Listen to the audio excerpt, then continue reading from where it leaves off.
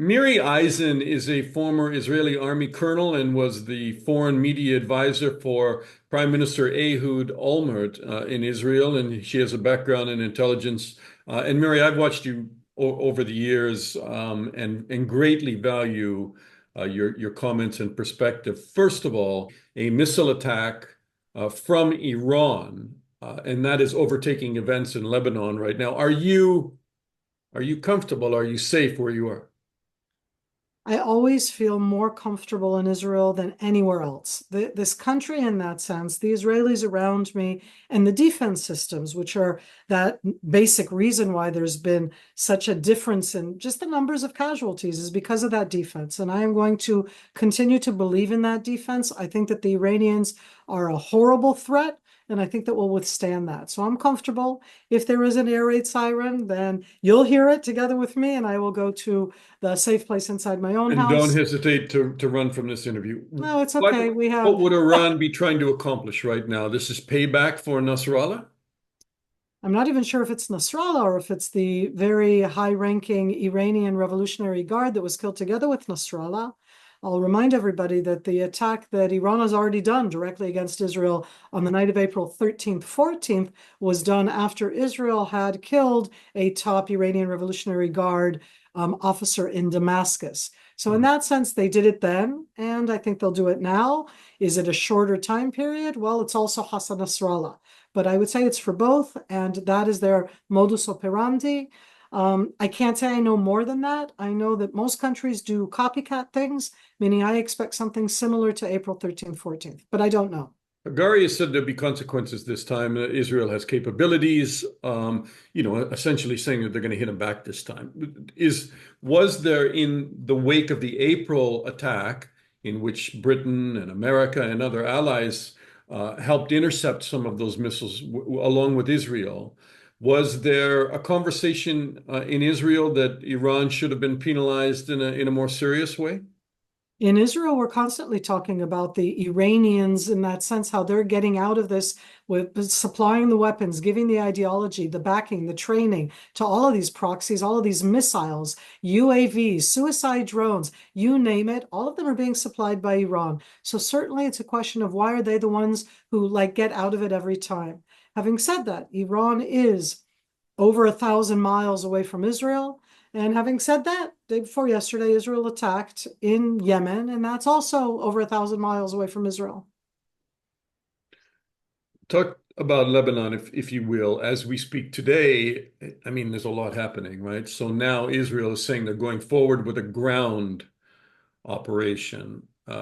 You must take a big breath and wonder how dangerous that will be. And is this really, as the Israeli government spokesman has suggested, going to be a limited operation? Because once these things start, they don't tend to be very limited.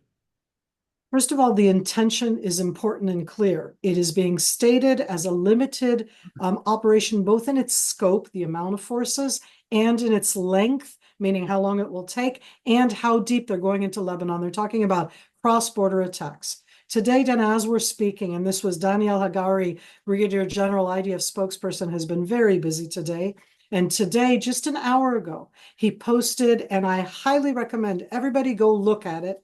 He put out a series of short clip movies that are of Israeli troops who have done in the last 200 days, while Hezbollah was attacking Israel, while Israel was acting on the ground in the Gaza Strip and not responding in that sense to Hezbollah.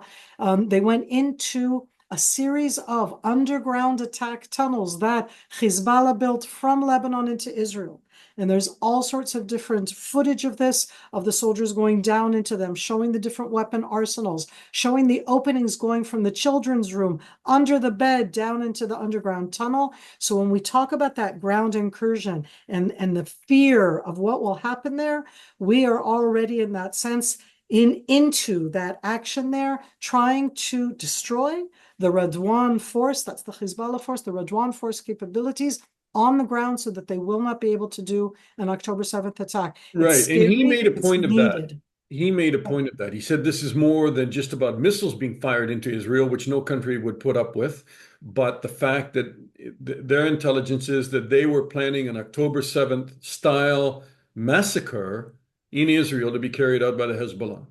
And they were training for it, and they built all of the attack tunnels, and they had the weaponry for it. That's the motorcycles and the pickup trucks. That's like what looks kind of sexy. I'm talking about the ATGMs, the anti-tank guided missiles, the different type of weaponry, all of the different things. And they have found and exposed, and again, I recommend going to look at it. It's a lot of footage. They've exposed the maps of Hezbollah. The operation was called Operation Liberation of the Galilee. And Hassan Nasrallah himself spoke about this operation, showed maps of it. And we, the IDF forces, have found this in these underground Hezbollah Lebanese tunnels on the Lebanese side in the last few months. Okay, if we thought the tunnel situation in Gaza was complicated, and you've been fighting in there for almost a year, what could this look like in Lebanon? I mean, it could be a honeycomb of Hezbollah launch platforms and weapon storage that can go on for miles and can draw the Israeli army further and further into a kind of ground hell there. First of all, we've learned lessons over the last 11 months. We've been fighting on the ground in the Gaza Strip in the last 11 months. And the biggest challenge is the combination, Dana, meaning it's not just the underground subterranean, it's also the urban civilian area that's above it. Mm-hmm. When it's outside in the middle of nowhere, the caves of Osama bin Laden, that's one thing. But we're talking right now, and that's also a terrorist, right? That's also horrible. Here we're talking about all of these different tunnels underneath the towns and villages. And the IDF troops, these are special forces that went into it and took all of this, and you go, why didn't we expose it until now?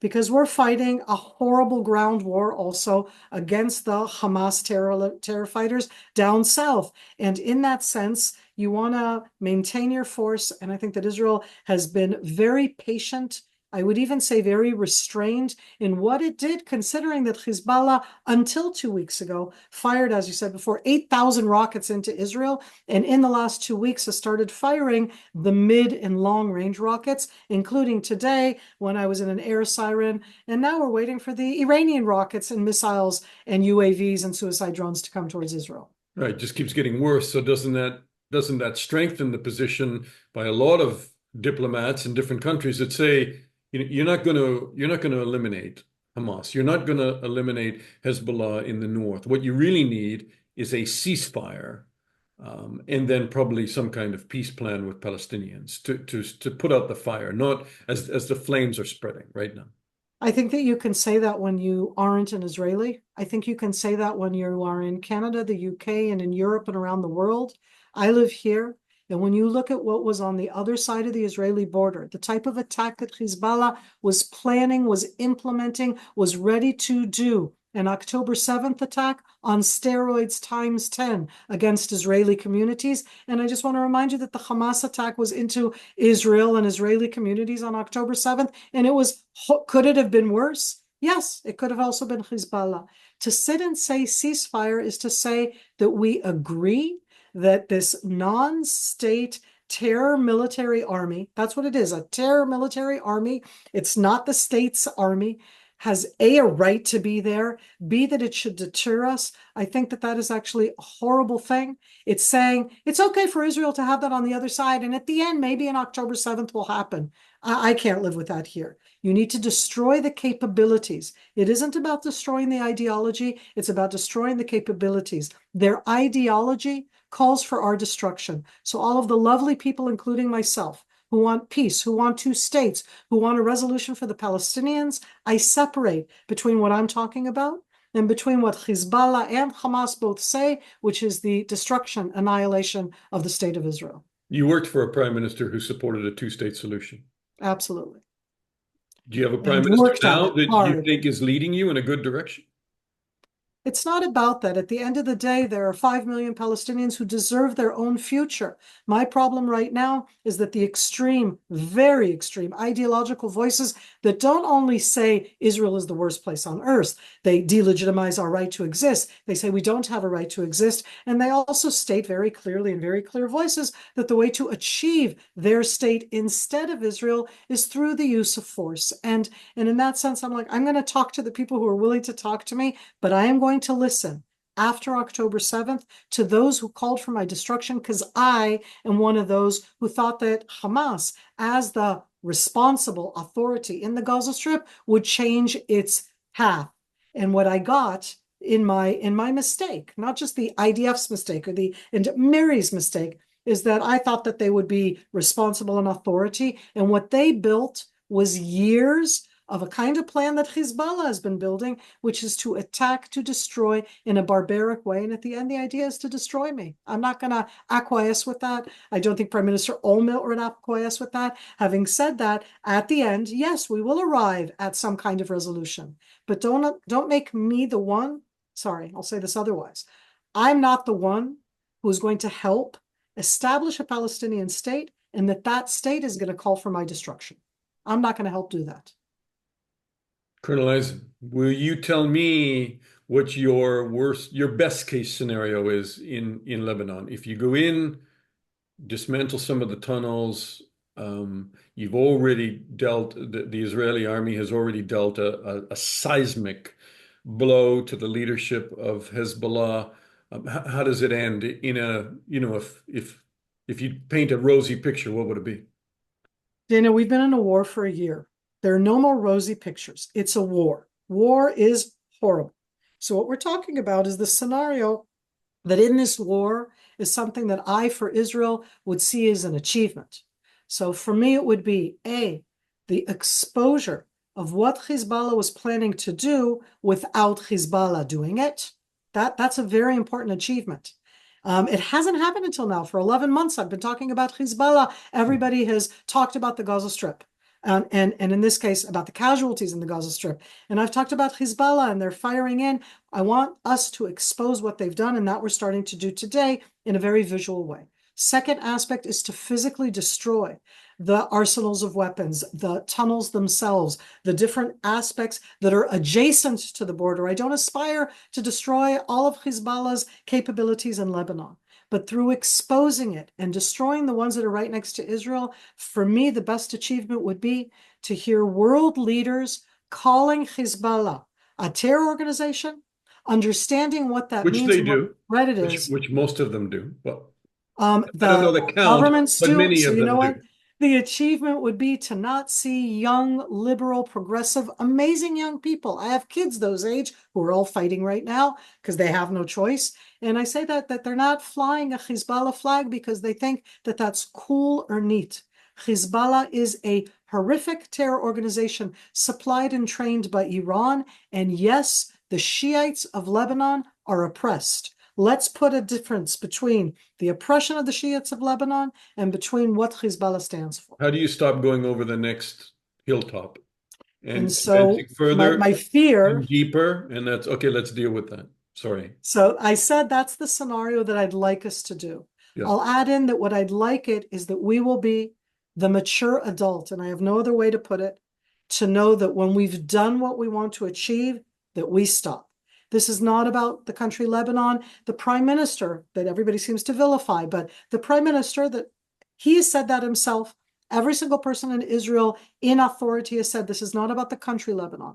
It's not about the people of Lebanon. And I know that sounds horrible because we're attacking in Lebanon, but it's about going in to destroy this terror army, going in to destroy their weapons, their tunnels, their caches, all the different communications and controls, and then be the mature adult and go out. And what I worry is because when you go in, as you said before, you start something, you don't know where it will lead.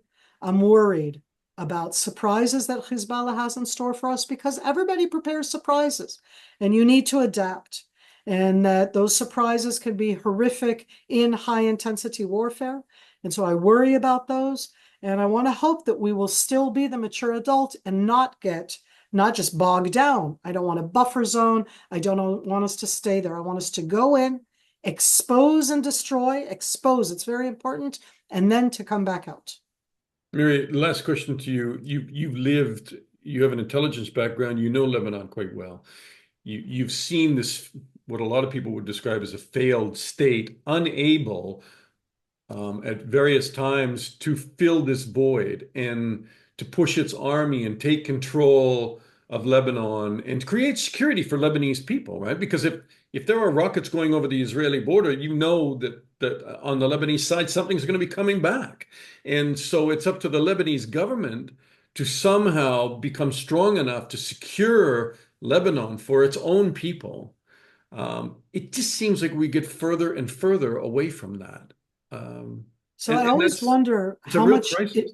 it's a real crisis. And I wonder how much in that sense. I always say, because we do, as Israelis, get blamed for everything, including, I mean, this war is our fault. And I'm like, you're right, we exist. If we didn't exist, everything would be wonderful. That was me being very sarcastic. But when it comes to the country next to us, Lebanon, Lebanon is a complex country. Israel has had a complex relationship. Most Lebanese view Israel as being the one who is the responsible one for all of their woes. And I'm going to say, sadly, we are responsible for some of their woes, but they have lots of woes that have nothing to do with us. Their failure in the last 4 years as a government to put together a government, in that fact that what happened inside the Beirut port, the way that they addressed COVID, their finance crashed and burned, not connected to Israel. I would say to the Lebanese, go and look at Hezbollah. What were they doing both inside the port and in other areas? They're this non-state entity, but they are Lebanese. And I don't have an answer for it. At the end, when I look at all of the Middle East, Lebanon is such a unique, different Middle Eastern country. It has such diverse, different voices. And I hope that they'll come up with one where Israel is not the problem, rather perhaps something joint could become part of a resolution. And I would love to see that. And that's called easier said than done and further away, because right now we are in a real war. Not that we haven't been in a real war for the last, we have been for the last 12 months. And all of this is something that we need to address in the future. Miri Eisen, thank you so much. Great pleasure to talk to you. Thank you so much.